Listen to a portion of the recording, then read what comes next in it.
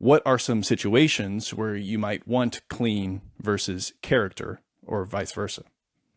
That is like we leave it totally in the hands of the engineers and the people using the kit. You know, that's a better question for people who do, like, for instance, orchestral recording. Those guys like clean preamps, you know, because you're trying to capture a room sound, the natural timbre of acoustic instruments. That's something that, you know, you probably don't want like vibey, tubey, transformery stuff to do. You want to keep that clean because it's such complex waveforms, and especially when you're starting, you know, orchestras, that is a very complex soundstage. And if you start using stuff that colors that stuff, it's gonna get out of hand pretty quickly because it's just such rich harmonic content. What you typically want transformers and 2B stuff on, like stuff that's gonna add this distortion and stuff like that, it's typically on stuff that you want to please, that you want to embellish, you know, a source that you want to thicken up, you know, vibing up, lively up. That could be anything from a mix, an individual track, a kick drum, a voice. I mean, anything. And you know, I guess if we look at transformers specifically, the two you have Ed talked about this. You have the EQ style curves, which is basically a boost in frequency response at certain frequencies, which transformers can do, which as a byproduct of their physical materials. You also have THD. They introduce THD at certain frequencies. Again, that can be pleasing. And then we talked about the phase shift that can happen. So as an example, let's say, so all transformers will have a little bit of phase shift because in the audio band, because they're not full, basically they only operate in the audio range, 20 hertz to 20K, because making a transformer big enough to go bigger than that is problematic. I mean, really high-end transformers can probably do it, but not the ones you typically see in audio equipment currently. And I mean, I've measured transformer preamps that have 60 degrees of phase shift at 50 hertz, 90 degrees of phase shift at 50 hertz. Now think about that. 90 degrees of phase shift at 60 hertz means that your low end is arriving 5 milliseconds later than 1K. So why would that sound good? Well, it sounds good because it sounds fatter. It's like rounding out the transient. It turns like a really punchy, quick transient into something that's thicker. It takes more time for your ear to perceive it, which makes it sound bigger, fatter, wider. And also the high frequencies will arrive before the low frequencies. So you get a little bit of beater, the kick drum beater, before you get like the low end, which again can be pleasing, you know. So you get the attack up front, but then you get this like on the and again, subjectively speaking, that can sound pleasing. But for people that don't want that phase shift, you know, they just want really accurate, you want as little phase shift as possible. I love what you're saying, which is distortion isn't necessarily bad. And in reality, distortion is sort of the magic of analog gear. So though there's some clean analog gear, there's also some pretty cool analog gear that does something to the signal. It's not perfectly transparent or perfectly lets the signal pass through. It does distort it. That gets me into another really cool product that you guys have, which is, I think, your newest product, the Carnaby 500. That's a harmonic EQ. I saw you guys demonstrate this at the NAMM show last year. Really cool stuff. Explain how that also uses saturation, harmonic distortion in a way that hasn't really been done before. Right.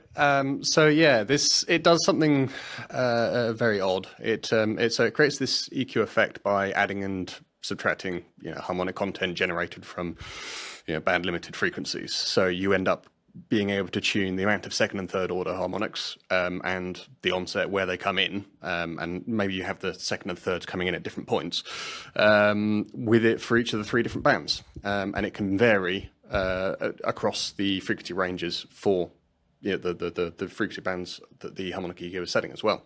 So what we've really actually come up with is something that allows you to really tune that timbre however you like, however you want to do for the source.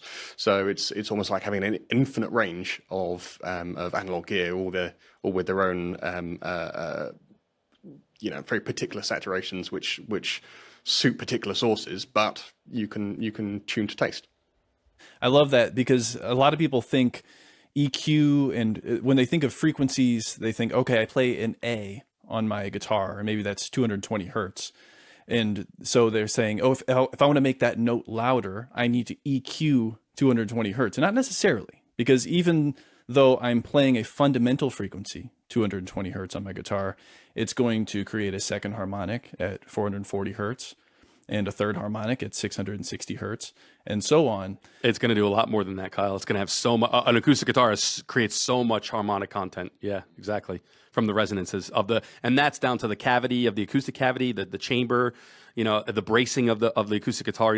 Any acoustic instrument has a very rich sonic field because, if you were to hear a 1K tone like sine tones, they're not harmonically rich. It's one piercing, awful tone.